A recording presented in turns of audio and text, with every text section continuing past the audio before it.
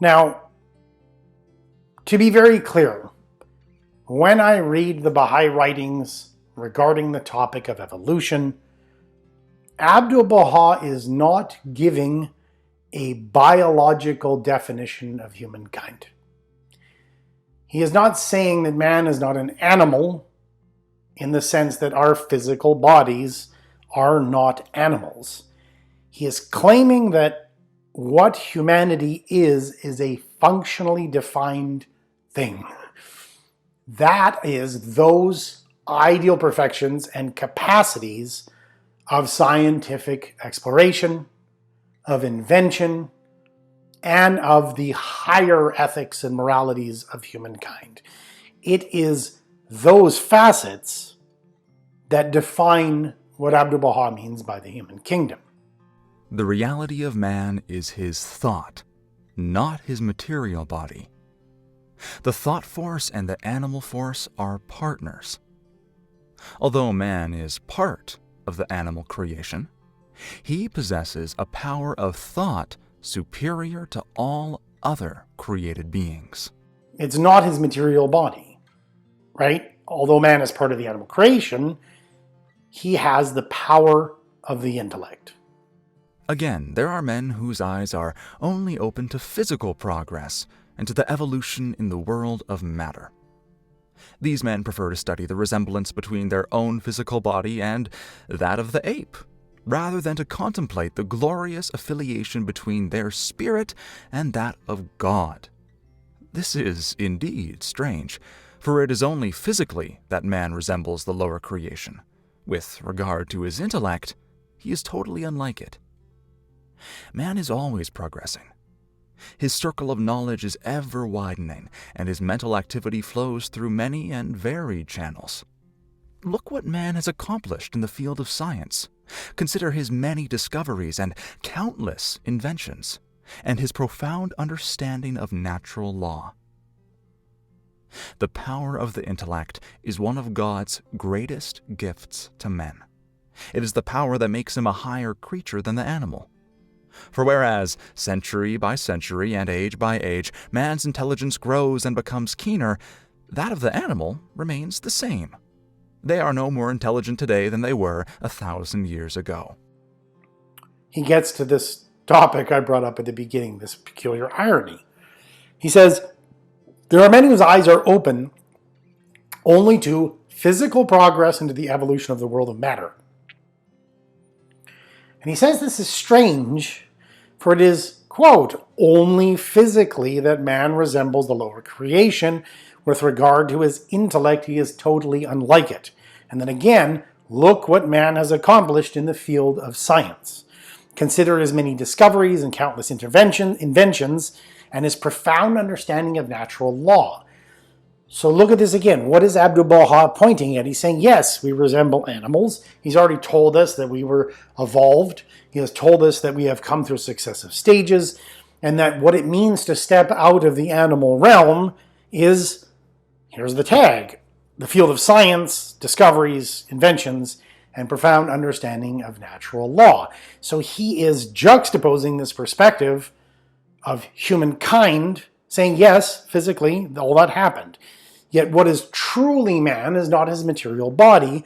It is this shocking capacity of humankind to penetrate the mysteries of creation, to understand the natural world, and to utilize that for unbelievable control and prediction within the physical world. He ends this quote, the power of the intellect is one of God's greatest gifts to men. It is the power that makes him a higher creature than the animal. Once again, this is a functional definition of what humankind is, saying that man as a kingdom is a rational being capable of scientific and intellectual discoveries. You cannot apply the name man to any being void of this faculty of meditation. Without it, he would be a mere animal, lower than the beasts.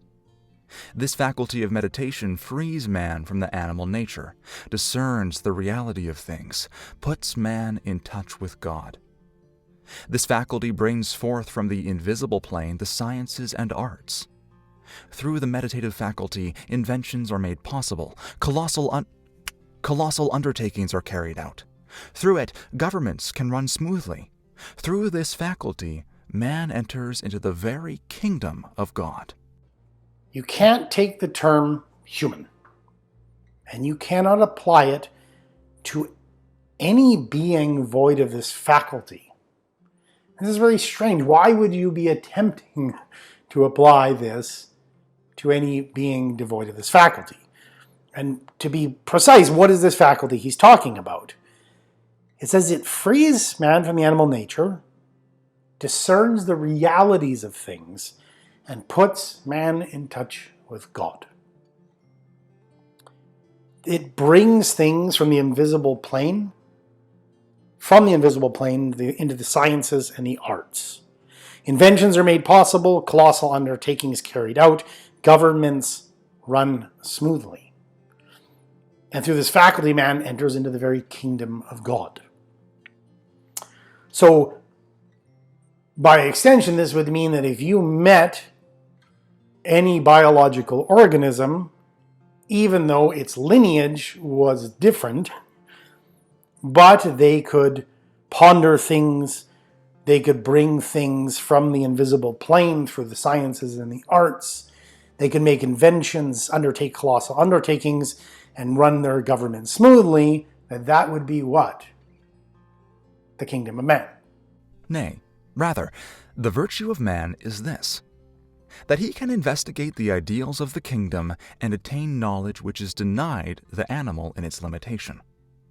The station of man is this, that he has the power to attain those ideals and thereby differentiate and consciously distinguish himself an infinite degree above the kingdoms of existence below him. The station of man is great, very great. God has created man after his own image and likeness.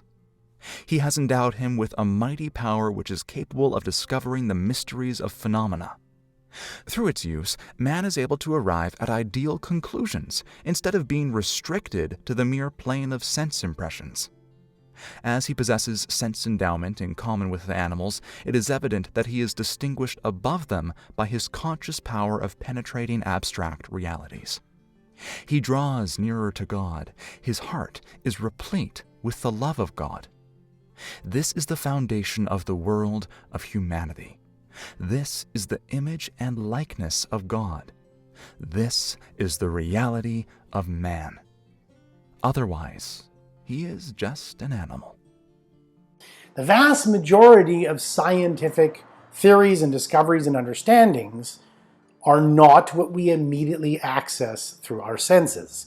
We come up with theories of gravitation. We understand that we are circling around the sun. We understand whole facets of geological science, biological science, chemical sciences, physics, and a vast majority of this is not immediately apparent to us. We are distinguished above the animal kingdom by this conscious power, quote, of penetrating abstract realities. This is the reality of man, he ends. Otherwise, he is an animal. So without this capacity to reach out and penetrate the mysteries of the universe, we are animals. This is why in another place, Abdu'l-Baha states that the higher an individual is within the sciences and the understanding of the world, the closer he is to the divine court, because it is rising above the simple material physical capacities of humankind and reaching out higher and higher and extending the range of our intellect. It cannot abstractly reason out anything. The animal cannot conceive of the earth being spherical or revolving upon its axis. It cannot apprehend that the little stars in the heavens are tremendous worlds, vastly greater than the earth. The animal cannot abstractly conceive of intellect. Of these powers it is bereft.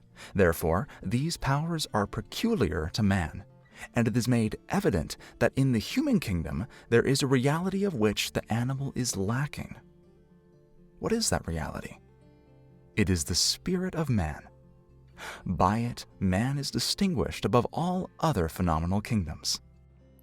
Nobody believes that like a bonobo, right, or an orangutan or a gorilla, our closest animal ancestors, is capable of conceiving of the earth being spherical and revolving around its axis.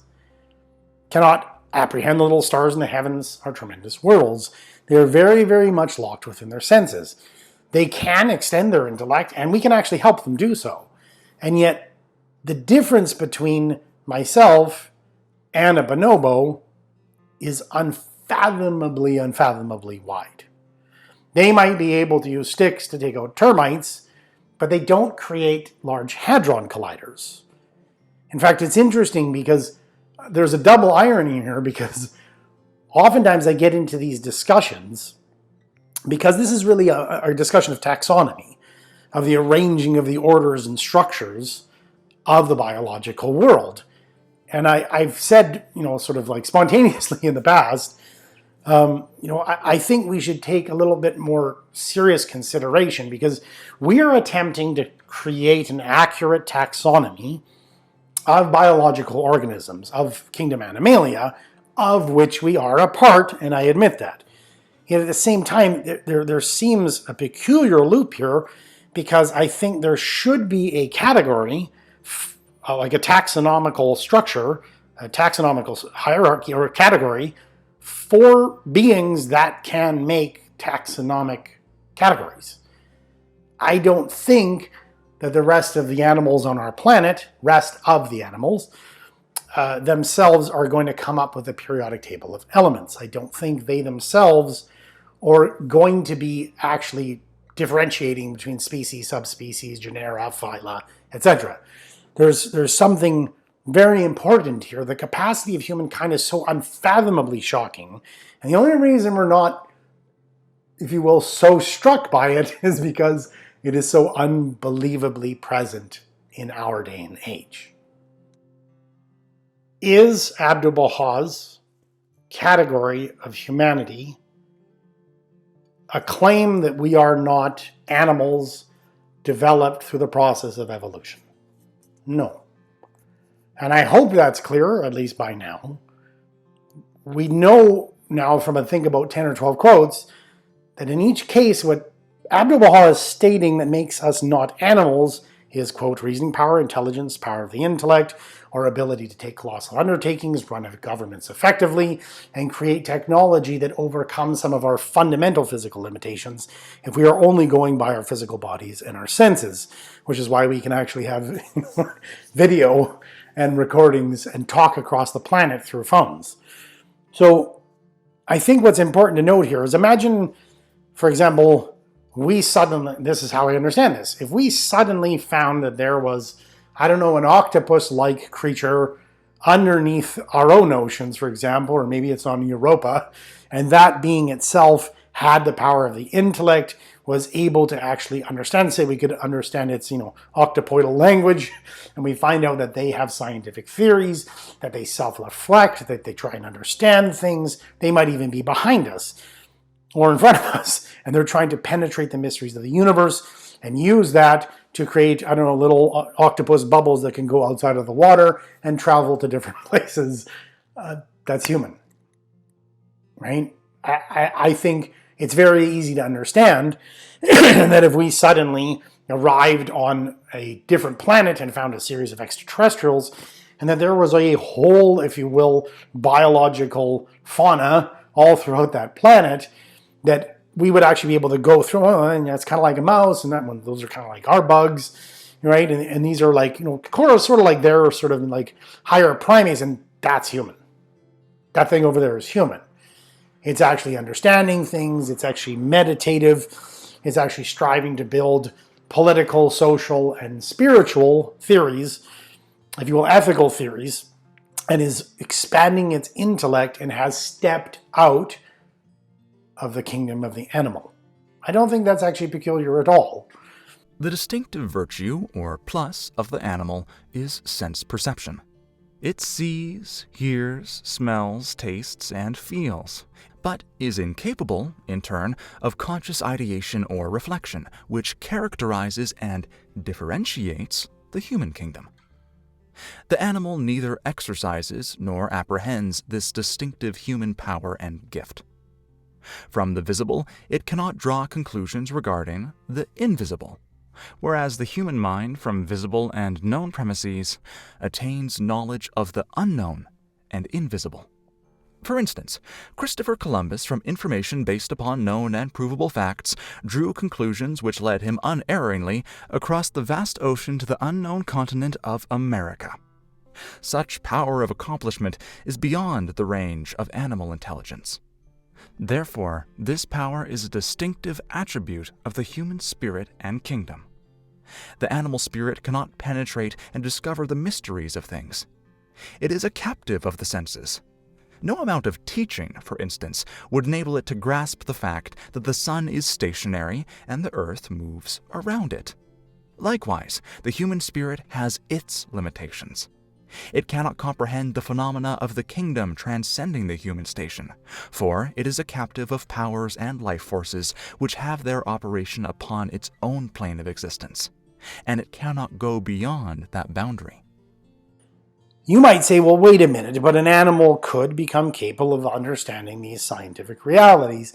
We have some animals, dolphins, for example, or bonobos for that matter, who are beginning to understand things. We've had animals learn like sign language, and they are pushing actually these boundaries. Now, again, they don't create large hadron colliders or have chemical theories or geological theories. They don't have political organizations, etc. Yet they seem to be that there are those which are far lower, say cockroaches, and those that are higher, let's say dolphins, octopuses, and bonobos. Now, you could say, but wait, these animals could become capable of understanding this. Yes, but then you've understood it wouldn't be an animal by Abdu'l-Baha's definition. We slowly evolved, as he stated. We slowly gathered different capacities until we stepped out of the animal kingdom and became human. That is the definition.